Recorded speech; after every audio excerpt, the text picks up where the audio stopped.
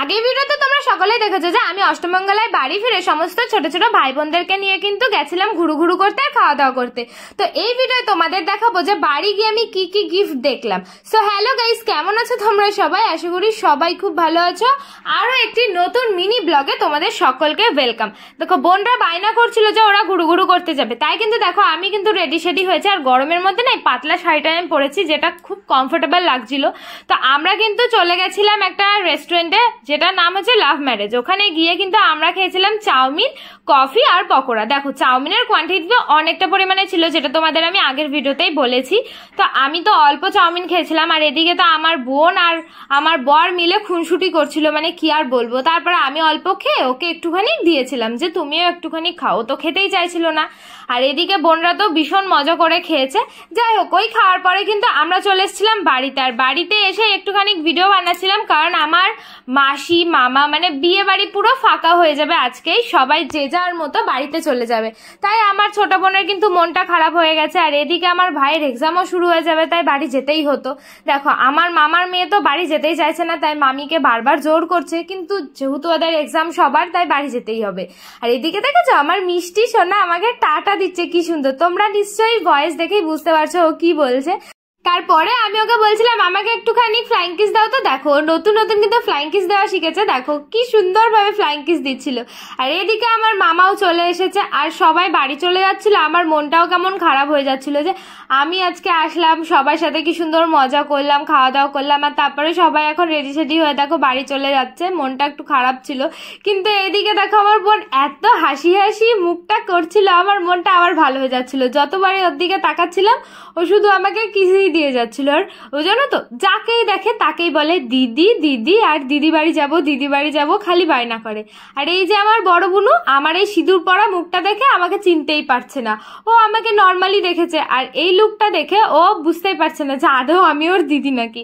ও মনে করার চেষ্টা করছে, বাট আবার ভুলে যাচ্ছে। দেখো মিচিমিচি হাসছে, দেখেছো? তারপরে দেখো সবাই কিন্তু বাইরে চলে এসছে, এখন সবাইকে একটুখানি আগিয়ে দিতে যাব। আর এদিকে আমার বর গেছিল একটুখানি বাজারে, তাই আমি ওকে তাড়াতাড়ি করে ফোন করে ডাক দিলাম, কারণ সবাই চলে যাচ্ছিল, সবার সাথে একটু দেখা হয়ে যেত।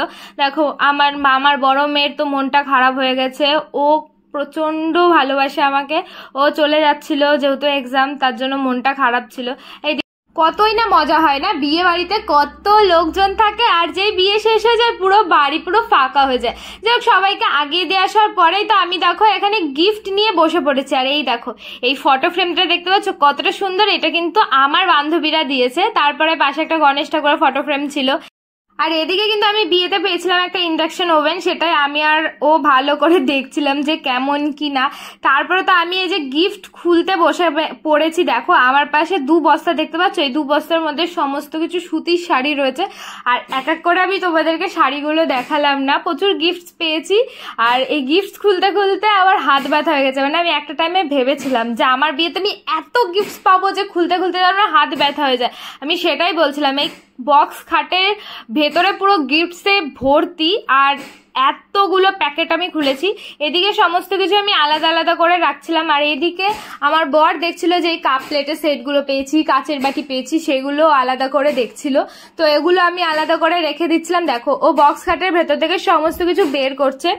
এদিকে আমি কাপগুলো দেখাচ্ছিলাম, আমার বেশ কাপগুলো ভালোই পছন্দ হয়েছে। তারপরে এই সেটটা যখন দেখলাম, এটার মধ্যে আমার মনে হচ্ছিল আবার কাপ রয়েছে, বাট এটা খোলার পরে দেখলাম এর মধ্যে হচ্ছে কাচের গ্লাস রয়েছে, দেখতেই পাচ্ছো তোমরা। আর আমি যেই প্যাকেটগুলো খুলছিলাম ওর মধ্যে দেখি একটা বিছানার চাদর রয়েছে। তো আমি বিছানার চাদরগুলো সব সাইড করে আর শাড়িগুলো সব সাইড করে বস্তার মধ্যে রাখছিলাম। আরো প্রচুর জিনিস পেয়েছি, যেরকম চুড়িদারের পিস, তারপরে একটা ড্রেস। তোমরা অনেকেই বলেছো দিদি গিফট দেখাও, বাট গিফট দেখাতে গেলে না প্রচুর টাইম লেগে যাবে। আর এক সুতির শাড়ি আমি তোমাদেরকে কি দেখাবো বলো? হ্যাঁ, ডিনার সেট পেয়েছি, কিছু কাপ প্লেটের সেট পেয়েছি, তারপর অনেক অনেক পেয়েছি। তোমরা যদি বলো তাহলে আমি ওগুলো তোমাদের সাথে শেয়ার করবো কি কি পেয়েছি কি কি না। আর এদিকে দেখি একটা বড় একটা বাস্ক রয়েছে। তো আমি ভাবছিলাম এই বাক্সটার মধ্যে কি হবে, ও বারবার বলছিল যে এর মধ্যেও কাপপ্লেটই হয়তো রয়েছে। তো আমি বললাম তুমি একটু বের করো দেখি এর মধ্যে কি রয়েছে। আর আমার বোন তো বেট লড়েছে যে এর মধ্যে যা রয়েছে ও নেবে।